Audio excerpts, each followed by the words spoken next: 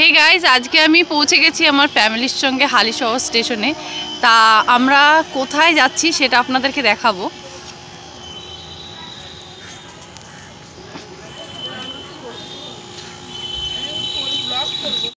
Station থেকে নেমে আপনারা অটো বা টোটো পেয়ে যাবেন রামপ্রসাদের ভিটে বাড়ি যাওয়ার জন্য। আর টোটো বা অটো এখান থেকে 10 টাকা করে নেবে এখানে আসার জন্য। তা আমরা পৌঁছে গেছিলাম রামপ্রসাদের ভিটে বাড়িতে। এখানে এসে মায়ের দর্শন করে পুজো টুজো দিয়ে মাকে তারপরে এখান থেকে বাইরে বেরিয়ে আমরা একটুখানি রামপ্রসাদের যে এখানে পুকুরে বাঁধানো আছে সেই সাইডটা একটুখানি ঘুরে নিচ্ছিলাম। খুব সুন্দর জায়গা, এখানে এত নিরিবিলি জায়গা, খুব ভালো জায়গা এটা। আর হচ্ছে যে আপনার এখানে পঞ্চবটি গাছ আছে, যেটা আমি ঢুকতেই আপনাদেরকে দেখিয়েছি। পঞ্চবটি গাছ 5খানা বট গাছ নিয়ে একটা গাছ হয়েছে, পঞ্চবটি গাছ এখানে। আর এখানে হচ্ছে রামপ্রসাদের স্নানঘাট, যেখানে আসতেন উনি স্নান করতে।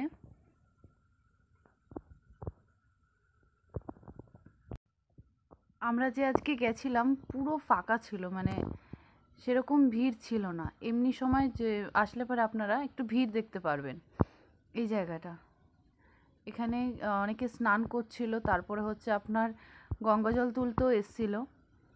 আর সকালবেলা ভোরের দিক তো বলতে গেলে খুব সুন্দর লাগছিল জায়গাটা, এত অপূর্ব লাগছিল যেটা বলার মতন না, খুবই সুন্দর লাগছিল। তারপর আমরা রামপ্রসাদের ঘাটের থেকে বেরিয়ে আমরা এখানে এসেছিলাম হচ্ছে আপনার মঠে, রামপ্রসাদের মঠ আছে ওখানে এসেছিলাম। আর এখানে ডাক্তারের চেম্বারও বসে, ডাক্তাররা দেখেন কখন কোন টাইমে, সেগুলোও রয়েছে। আর এখানে খুব সুন্দর ফুলের বাগান আছে, এত সুন্দর ফুলের বাগান বলার মতন না, খুব সুন্দর দৃশ্য, অপূর্ব দৃশ্য। বিভিন্ন ধরনের ফুল আছে এখানে। আর আমরা হচ্ছে সোজা এখান থেকে ঢুকে আপনারা পুরো মঠটা ঘুরে দেখতে পারেন। মঠটা খুবই সুন্দর, আমরা পুরোটা ঘুরে ঘুরে দেখছিলাম। আর এখানে আপনারা আসলে পুজোও দিয়ে যেতে পারবেন মঠে এসে। আপনাদেরকে যেটা বলা হয়নি সেটা হচ্ছে যে রামপ্রসাদের ভিটেমাটির ওখানেও ভোগ খাওয়ানো হয়, আর সেটা 60 টাকা করে টিকিটে খাওয়ানো হয়। তা আপনারা আসলে পরে ভোগ খেতে পারবেন ওখান থেকে এসে। আর ভোগ খাওয়ানোর টাইমটা হচ্ছে আপনার 12টার থেকে সকাল, আর সকাল সকাল 9টা থেকে 10টার মধ্যে কুপন কেটে নিতে হয় ওখানে গেলে পরে। আর এখানে এসেছিলাম আমরা মঠে, রামপ্রসাদ ঠাকুরকে দর্শন করলাম। আর এখানে পুজো দেওয়া যায়। আপনারা আসলে পরে এই জায়গাটা হচ্ছে ঘুরে দেখতে পারেন। এই জায়গাটা খুবই সুন্দর জায়গা, এখানে পুজো দিয়ে যাবেন, ঘুরে যাবেন, ভালো লাগবে আপনাদের সবার। আমি আমার এসেছিলাম পুরো ফ্যামিলির সঙ্গে, এখানে এসে ঘুরে গেছি। খুবই সুন্দর জায়গা, অপূর্ব দৃশ্য, এখানে খুব ভালো লেগেছে। আর এখান থেকে বেরিয়েই আপনার নিচের দিকটায় গেলে পরে সিঁড়ি আছে, আপনারা পেয়ে যাবেন।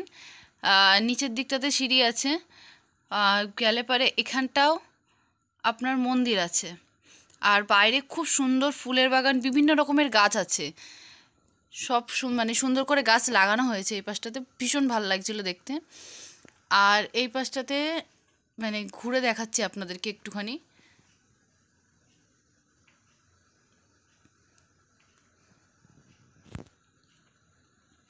আর আমরা ঘোরার পরে এসছিলাম হচ্ছে এখানে রানী রাসমণির মন্দিরে। আরও ঘোরার জায়গা ছিল, যেটা হচ্ছে আপনার নিতাইয়ের পাদুকা স্থান, তারপর হচ্ছে অনুকূল ঠাকুরের সেই মন্দির ছিল। তারপর হচ্ছে আপনার অর্ধমাকালী ছিলেন, ওখানে যাওয়া হয়নি ঠাকুর দেখতে। 100 বছর ঠাকুর পুরনো ঠাকুর ছিল, সেখানেও যাওয়া হয়নি ওগুলো দেখতে। আর এটা হচ্ছে রানী রাসমণির ঘাট, আর এটা রানী রাসমণি ঠাকুরের মন্দির। তা আমরা এই পাশটাতেই খালি দর্শন করতে পেরেছি, কারণ পুরোটা ঘুরতে পারিনি। আমার শরীরটা প্রচণ্ড খারাপ হয়ে পড়েছিল, যার জন্য আমি পুরোটা ঘুরতে পারিনি। এখানে এই পাশটাতে দেখাচ্ছি আপনাদেরকে, এখানে মা জাগ্রত আছেন, মা কালী।